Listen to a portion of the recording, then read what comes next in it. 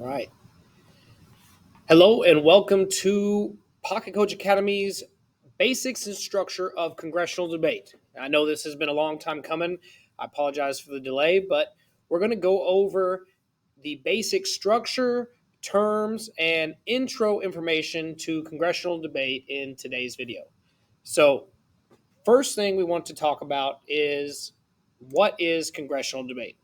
So, a lot of times congressional debaters get wrapped up in the nuance or the very specific speeches or legislations that are written and that they're debating, but they lose sight of what really the big picture is. And I want to make sure that we really stay true to the heart of congressional debate. And so I coach and I say that congressional debate is a role playing competition. It is a combination of performative, structural, and argumentative skills all put into one. And you're rewarded for how well you can emulate that of a productive congressional representative. If you've watched any of the competitive national finals, state finals in your area, I promise you, people that are finishing at the top of the room are hitting all of those facets well. They give good speeches, they control, command, and persuade the room while also exhibiting excellent research skills and argumentation and clash. So, as you role play and as you go into Congress, do not forget that you are competing in a role playing competition in which you should emulate a congressional representative. So, the format is pretty straightforward.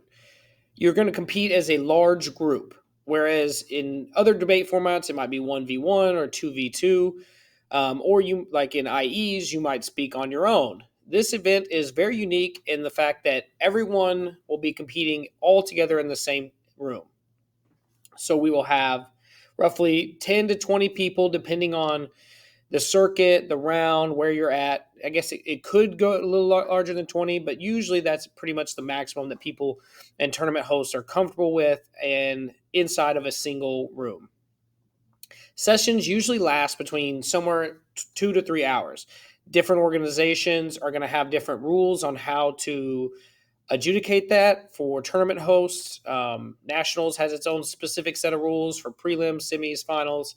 And a lot of organizations will be very reactive to how many students are in the room and have that correlate with how much time you spend. So smaller rooms, you may be able to spend less time, whereas as you increase the room size, then you're going to have to increase the length of the session just to improve and create equity and competitiveness in the round. So the round moves forward. It is totally run by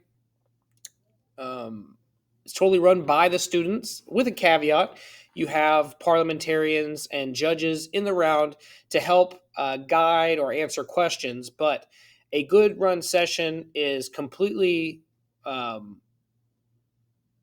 well-run Congress session is completely run by the students and involves very little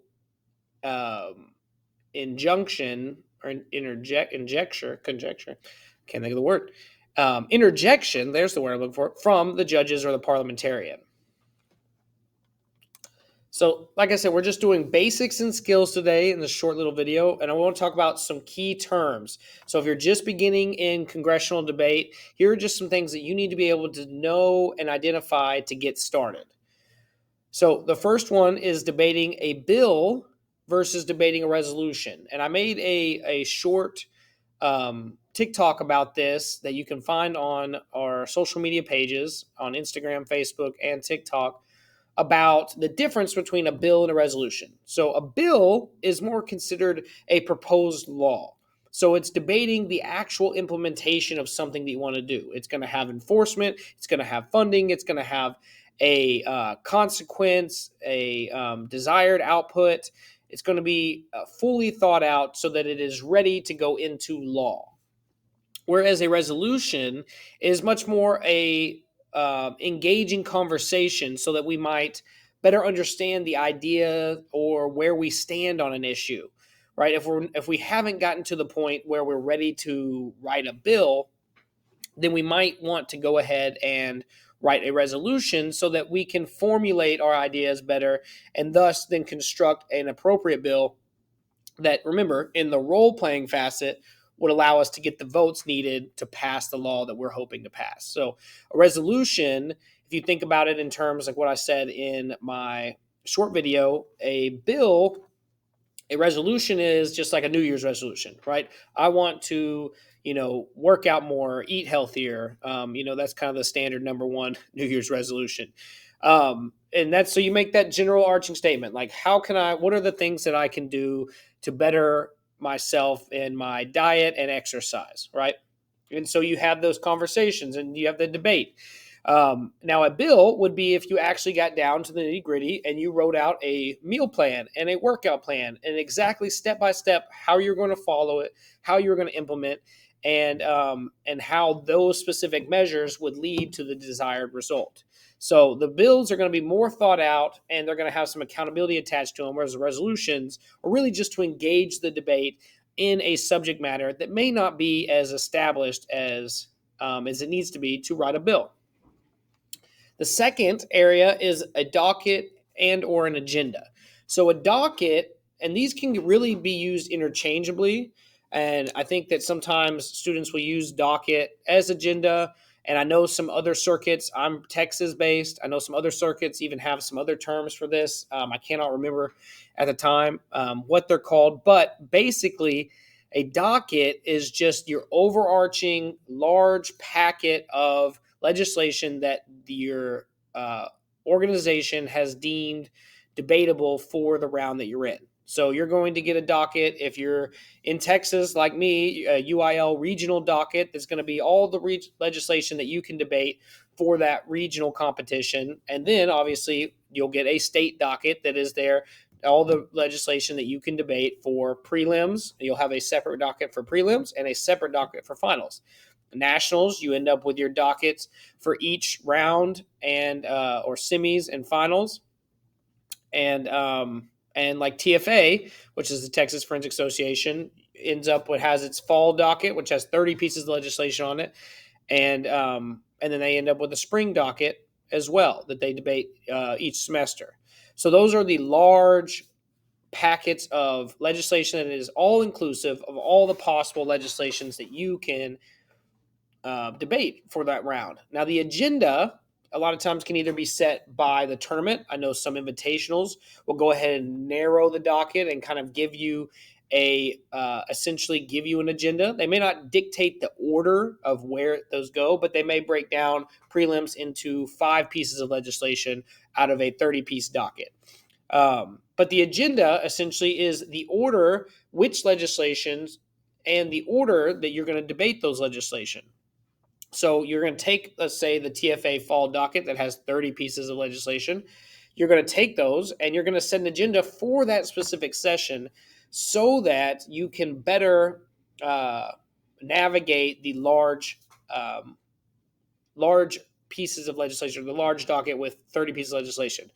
So now you'll set an agenda, you'll vote on the agenda, and then you will debate those specific pieces of legislation in that specific order, right? A standard debate on a piece of legislation should go anywhere from 45 minutes to an hour, depending on the size of the room.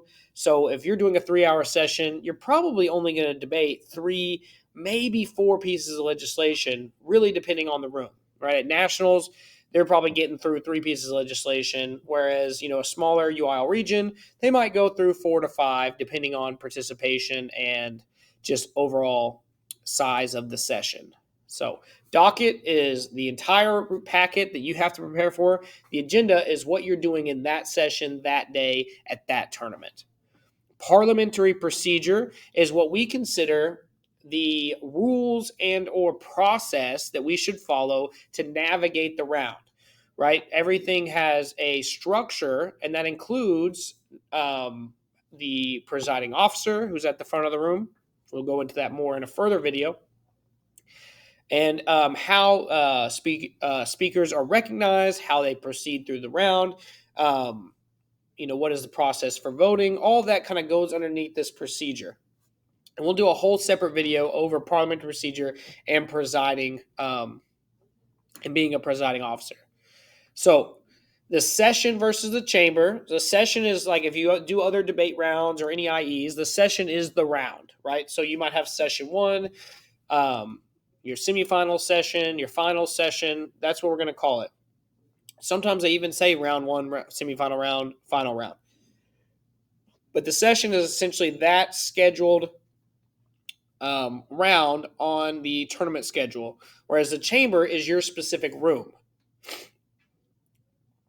So the session is round one or round two or round three and or semifinals or final session, and the chamber would be the room that you're in. So if you're in a semifinal session, there should be two chambers, potentially three, depending on how large the tournament is.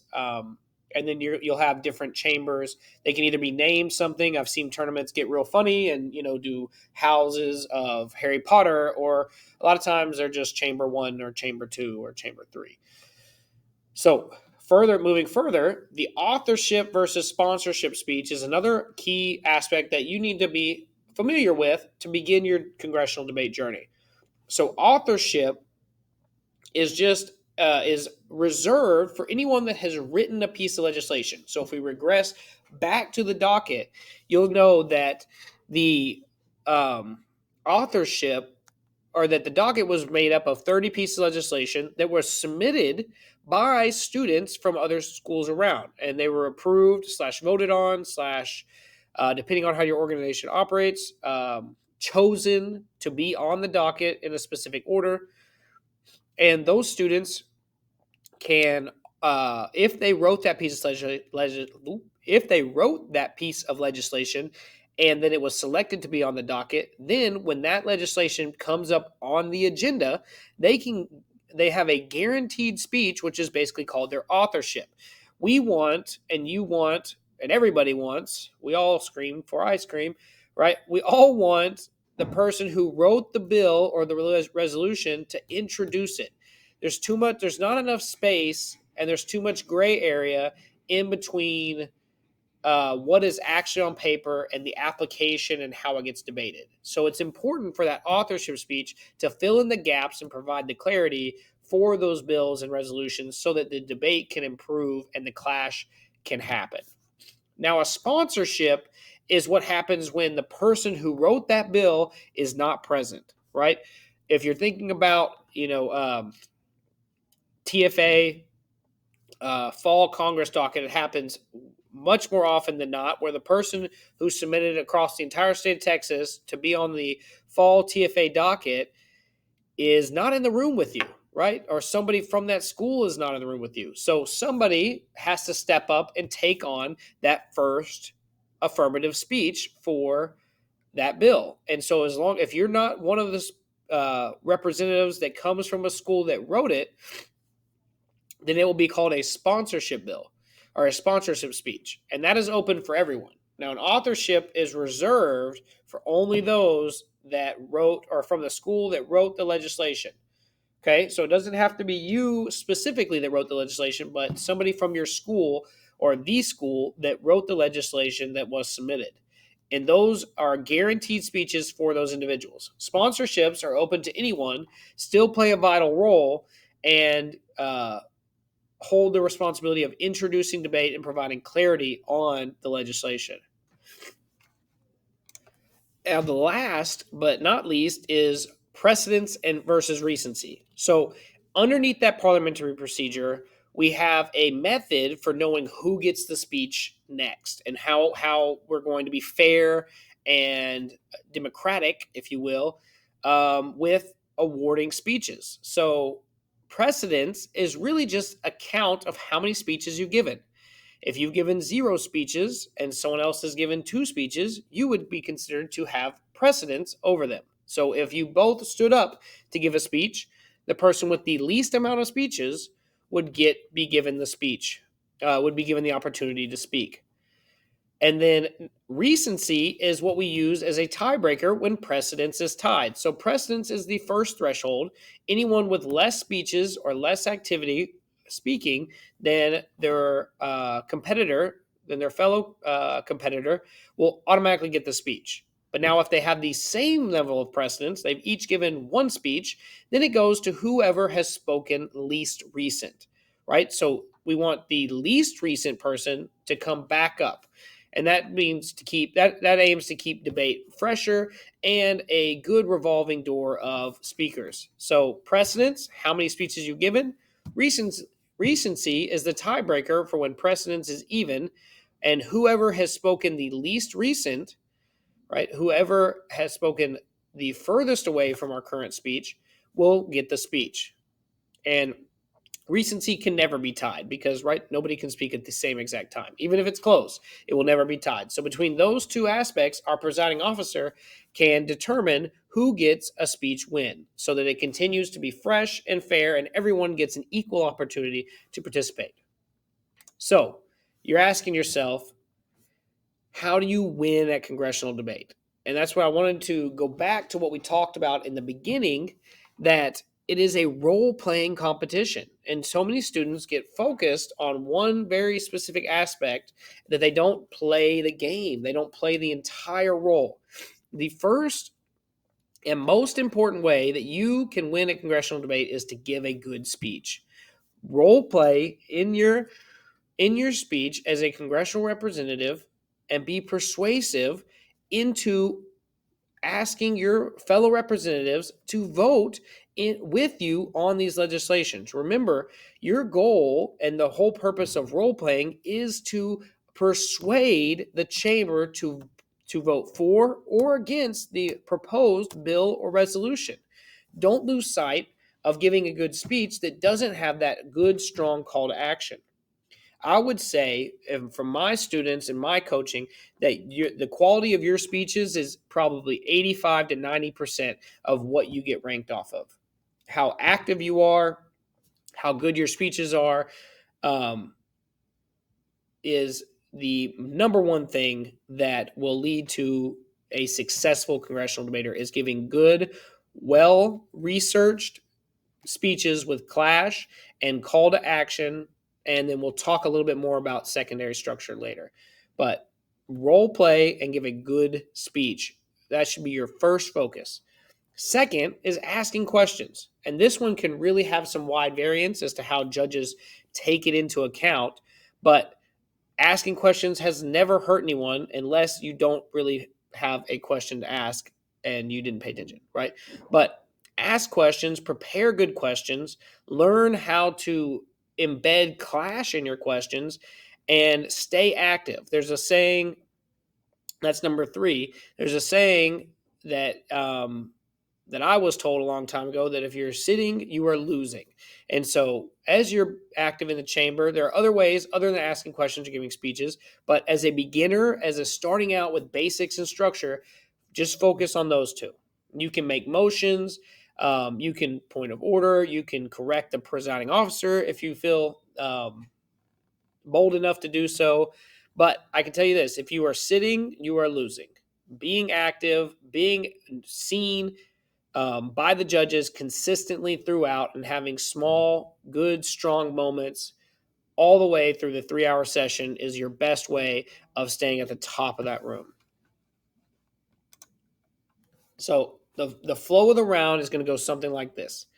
We're going to alternate affirmative and negative speeches. This is kind of a point of contention. There's actually no rule that says you have to alternate after the first neg and first aff, but there is a, how would you say, unwritten rule that judges do not want to sit and listen to affirmative or negative speeches without clash. And I'm going to tell you this, if you're one of those students giving a third affirmative in a row with no clash, you're really using your precedence on a low scoring speech. Now, that doesn't mean that you can't deliver it great, but similar to a dive, right? If it's a lower level of difficulty and there's no clash and you're not adding value to the round, then the best, most perfect dive that's done, or a simple dive that's done perfectly, will not score as high as a complex dive with minor mistakes, right? So similar concept in giving these speeches, adding that value to the debate and clash can be even more important than like just a fluent, well-rehearsed speech. So speeches are 3 minutes long, and the first two speeches are followed by 2 minutes of questioning. So they'll start with an authorship speech, if you remember that, followed by 2 minutes of questioning, and then we'll start with the first negative speech, which will also have 2 minutes of questioning after that. Once we get past the first affirmative and first negative, speeches are still 3 minutes, but there's only 1 minute of questioning for every other speech. So it starts with 2 minutes for the first two speeches to get debate open, to get clarification, to really engage in the clash, and then after that, the it is just 1 minute for every, or 1 minute of questioning for every other speech. Now we'll get into some basic structure as you try and start writing your first speeches. First, introduction should be about 30 seconds long. If you do extemp or you do any other of the IEs, this is going to be a really shortened version. Remember, our speeches are only 30 seconds long, so time allocation is crucial, and this is where preparation comes in hand. So 30 seconds long, you're still going to want some kind of attention-getting device. It doesn't have to be quite as, what's the word I'm looking for? Quite as extempy in your attention-getting device. You have a little bit more freedom with the role-playing aspect of congressional debate, but you do need an AGD. I would always encourage you to provide some background.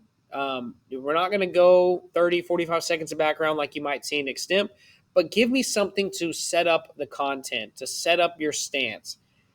Provide a significant statement. Frame the question, right? Why should I vote affirmative? Why should I vote a negative? Why should I stand with you to vote down this piece of legislation? You need to not only claim that, but provide some significant statement as to why it's important that we stand for or against. Then you're going to provide your stance with an umbrella answer. A lot of people like to leave these umbrella answers out of their congressional speeches, and it still plays a vital role for giving me a clear, concise reason why I'm voting affirmative or negative. Significant statements frames that aspect of to save lives or with the security of our nation on the line. It can be as simple as that, and then your stance with the umbrella tells me specifically how I'll do that, and then your points are two ways that is accomplished with your vote. We're only going to do 2 body points inside of a congressional speech. Some people may try and say you can do 3. I think that you really get into a rushed sense of delivery and or a underdeveloped clash or body point if you try and go more than 2, right? So body points should be about a minute long. If you're doing the math, right, 2 body points, that's 2 minutes. Introduction, that's 30 seconds. We're leaving ourselves about 30 seconds for our conclusion. So inside of your body point, you want to have a thesis statement. You need to have something that sums up or provides clarity and that communication for what you're arguing, right? What is your overarching statement and reason how this body point proves your umbrella answer correct? Your source provides some kind of data analysis, data or sourcing to give yourself credibility and bring more information into the round. Provide some analysis on that, right? Your sourcing is your raw information. It doesn't have application. Go ahead and signpost for us, apply it to the round, and inside of that analysis, that's where you should be injecting clash. Now, if you're in the beginning of the debate and you have a great point that really hasn't been clashed with yet, then you can preempt. Most of the time people respond, but you can absolutely preempt, especially if you're like the first affirmative or first negative. You can preempt what the other team or the other debaters are going to say. Or if you did the research, what the best arguments against your point are, and you can preempt those in clash, right? And then you want to link back to that call to action, link back to how this point shows you should affirm or how this point shows you should negate. Now, in conclusion, I always encourage students to start out with a transition of your significant statement. It makes your transition going into conclusion so much easier, and you avoid that canned, so in conclusion or to conclude. It just gives you, it's so easy, and it just takes your speech up a notch. You go significant statement with the threat of economic collapse hanging in the balance. We must stand in negation today to vote down this bill to blank. And you restate those points, or you restate your 2 points in post tense. Um, You've already talked about them. You've already called for them to vote. You do it in post tense, and then you call back to either your AGD, or you can call back to some main clash. Like if you have a really good clashing point that was a big part of your speech, I think that a good concluding statement can be to show how that clash should be evaluated in the round. A lot of students, bring that AG call back to the AGD over from extemp, and that works a lot too, especially if you had a good AGD. But I think that some of the best speeches that I hear are ones that finish with a good, strong concluding statement that is embedded in the clash in the round and really hammers home that argument that they made inside of their speech. So that's all that we're going to cover for the basics of the skills and basics, or the basics and structure of congressional debate. We'll be trying to do another video on parliamentary procedure sometime later this week. Thank you for tuning in, and I hope you have a great day.